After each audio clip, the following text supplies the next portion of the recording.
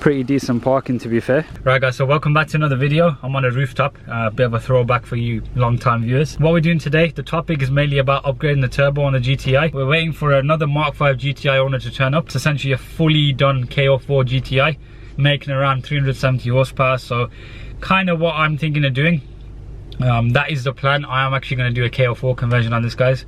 I was going to do stage 1 first on this standard KO3 turbo, but I think we'll just go straight all in. I was trying to look for guides on sort of, you know, like a full on A to Z of what to do. I know the parts you need, but in terms of guides, there isn't many bits on the internet, which was strange. If you guys don't know what I'm talking about, KO4 is a turbo that comes on the Edition 30, the S38P, and also the Mark 6R. So with that, allows for a lot more gains to be made, and it's totally bolt on straight onto this because it's all TFSI engine based. So yeah, one other thing I did want to point out, guys, if you are in the West Midlands area or you've done a lot of KO4 conversions yourself, do let me know or contact me on Instagram. Any sort of advice would be good because I am planning to document everything on this. We'll do like a series of it from start to finish. I want to get hands on. That is the plan with this car. Whilst we're waiting, I'll just show you some of the changes on the GTI if you haven't seen already. Of course, we did the wheel reveal video the other day. Team Dynamic Pro Race 1.2s. I've now got the center caps for them, the official Team Dynamics ones. The spigot rings are now on too, the little spacer things on the internal bit. It's a 73mm to 57mm conversion if you want to know exactly. That's still going to get tightened, so ignore that. But yeah, we've got the DRLs enabled. Car is coming together. Of course, we've got to sort out this ride height soon. The rear seats are fully out. I did get the bases out as well. I locked down my own car, but yeah, see the bases out now too. The diverter valve's been changed, so the car feels 200 horsepower now. Especially, I reckon if we dynoed it now, it'd be very close to 200 because I think bloody flies now. Yeah, all in good time, guys. You gotta understand, it's only been what, 5 weeks since the start. I've basically been making sure the car is good. All right, so there's the GTI. I think they've seen me. Okay, that's very loud. A lot louder than this. Hopefully we don't get banned from this area. Yep, that defo is not standard. KO4 vibes today. Right guys, so both are lined up here with the owner of the KO4 GTI. We'll sort of give you guys an idea of what a KO4 GTI is like, show like the engine bay, because of course there's a few differences like DVs in different places. I think the location of the DV is different. Yeah. KO4 being at the top, so it's different. I'll open the bonnet on mine as well, so at least we can get an idea. It's also got a S3 conversion, so it's got the engine from a Golf R. Oh, it's got the stronger engine as well. Okay. CDL. Oh, okay, so the CDL block. These originally come with an AXX. Yeah. This has got a CDL. Right, so yo, look at the size of that intake, man. Yes, it's got the Revo intake. Yep. It's got the R8 coil packs. Yep. You've got the upgraded G revision diverter valve. The engine block itself is E8 113, so they're both the same, Mark 6, Mark 5. Yeah. The internals are stronger, the piston is probably stronger as well. Yeah, so you can run a lot more. You can basically have a bit more. I think the main difference is the intake camshafts have more lift in them. Okay. I think other than that, yeah, pretty much the internal of the engine, you know, yeah, the similarities are the same. It just makes such a big difference when you haven't got that horrible engine cover. I've got to open mine. I've actually got a new bonnet strut now. Oh, okay, so it actually stays open. I do like the bits and bobs you got from Ford Motorsports as well. Yeah, nice. So it just lightens it up a bit. This has got the KO4 turbo. Yep. From the Golf R as well. All the bits and bobs from the Golf R. It's all full conversion basically. Full conversion. So this would be equivalent to a Stage 2 Plus. Stage 2 Plus. Edition 30. Okay. But because it's a GTI, the class is a Stage 3. Okay. And you've got the relocated diverter valve here then? This is the diverter valve. It's a lot easier to change around when you want to, whereas the other ones below, it takes a bit of a... Yeah, because I had mine for a few weeks, but I had to... You can do it through the wheel arch, but it's a bit, it's a bit of a pain. Take one wheel off and that, so. Yeah, so I mean, so this is one of the things I've got to do essentially. So replace. if you do get the intake, the KO3 intake's a bit different as well. So yeah, the KO4 you've got the this pipe going down through. A lot of people were telling me, you know, because this is quite high mileage, they recommend a carbon clean. Intake carbon clean is massive. Basically, because these are direct injection, so the carbon build-up is quite common on these. Be inside here. Usually that's where the runner flap deletes are based. So because they have to open up on throttle, these can get jammed up and build up the carbon with it. So you know, that's just the nature of direct injection, really. And you've got a PCV delete on here, or? Yeah, so this is an Artec PCV delete, and it's not just a regular PCV delete. The regular ones are just, you know, they put this plate on like a blanking plate. This has got the pipe that goes through the bottom of the engine. So this is a standard fuel pump, but the internals of this stage 1 internals. So it's basically allows more fuel to go through the car. But yeah, I think other than that, RS4 pressure valve as well. Oh yeah, that was another thing. Yeah, so anything stage 2 plus hardware, the usual stage 2 plus hardware for an Edition 30, this has it as well. It's also got a 3.5-inch relentless standpipe. So it's bigger than your usual 3-inch. Yeah, it definitely did sound very. I could hear the DSG van because I was filming from up here, and I could hear it just from a mile away almost. With the downpipe as well. So it's 3-inch piping all the way down the tunnel. After the tunnel, it's got the stock OEM catback. So that was where the restrictive of this car is when we mapped it. Well, when it was mapped by the previous owner. So this car at the moment is making 366. 366. Yeah, precisely. What about torque then? Torque-wise, we're looking at 395 foot-pounds of torque. That is a lot of torque. That's about 535 newton meters. With my one, I mean, is a BWA, but of course with the mileage as well, I'm not too sure. I mean, it's been maintained very well in terms of oil. I previously had a BWA A3 TFSI, and they're quite strong. Quite strong. You can care for them, get solidly, you know, you can easily get 360 out of them.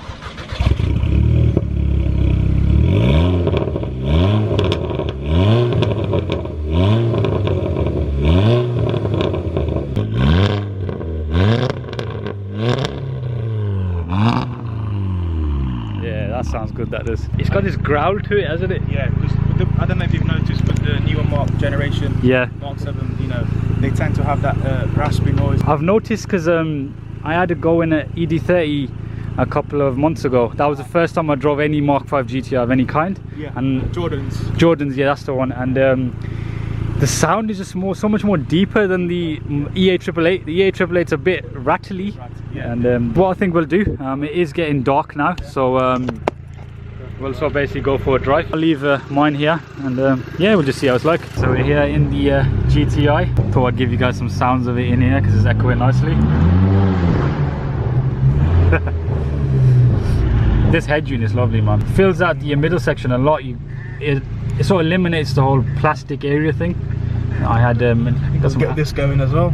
This app is quite fancy. Oh, you got apps on it as well. This GTI basically should give you guys an idea of what I will have coming from mine.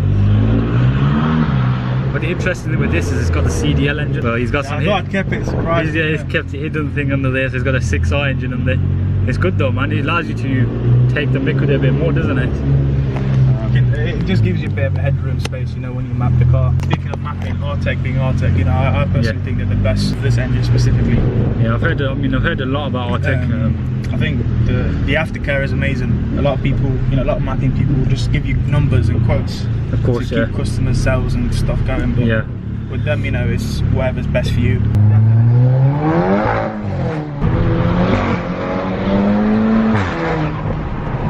like a rally car, man.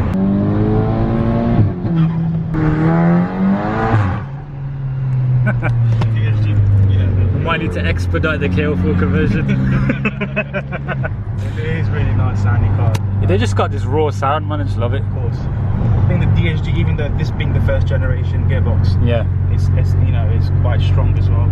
I think they're rated to around 600 Nm, but a lot of tuners tend to cap them at 550. Yeah, cap the torque and just to, you know, give you headspace again. Obviously, just keep the car. Common thing, isn't it? Capping the torque and the BHP. Of course. I mean, that's you want that as well in a sense, because a bit more longevity as well. Part of me wants to wait until I did the conversion myself to, like, you know, get that first impressions kind of thing, just to see like excitement.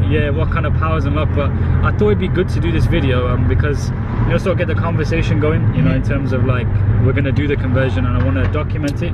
Because we both had a conversation the other day about there not being many to-do guides like on the internet with the KO4 conversion. I think you get a lot of say a list of parts required. Not necessarily a you DIY and do it yourself. Yeah, step-by-step procedure. Yeah, there's that diagram, and then there's like, okay, get the turbo, get the parts, get the fuel, numbers and whatnot. yeah, get the fuel pump, get that RS4 fuel pressure valve. If you were to do that yourself, I think a lot of people benefit from that. Yeah, it'd be good. It'd be very helpful for the regular, average person. It would, yeah. So that is the goal, to try and do as much as I can. Of course, the community does help with these things, so it's good. Tunnel time.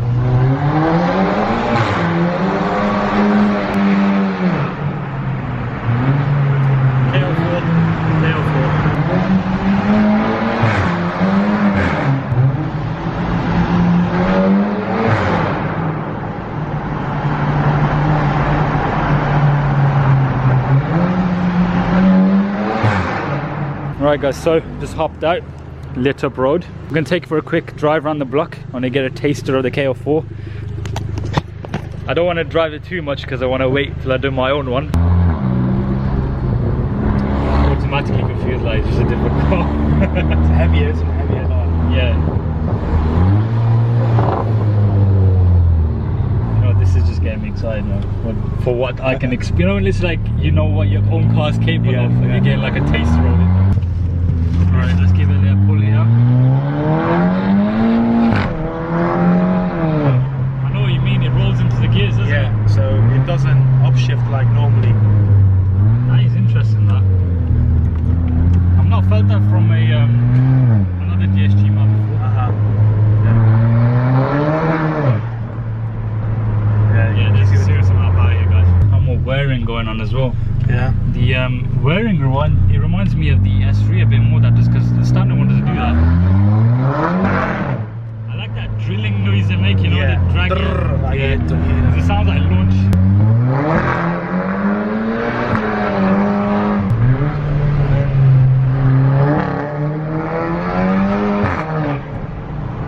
I realise it's hard to hold the camera, isn't it? Oh, this is the guy checking my tyres. Oh, is it? He's not gonna know it's me though, innit? Yeah, he's not. He's probably. He might see you because he's not tinted the cars. That's RTX stage 2 as well. Is it? Yeah. Nice. So that's the TTS. And you guys might remember that from my tyre changer video. Nick at the MVT. So he doesn't know we're behind him, but Nick, what are you saying, man? Yes. We're doing a video. Oh, this is the KO4 GTI I was talking about.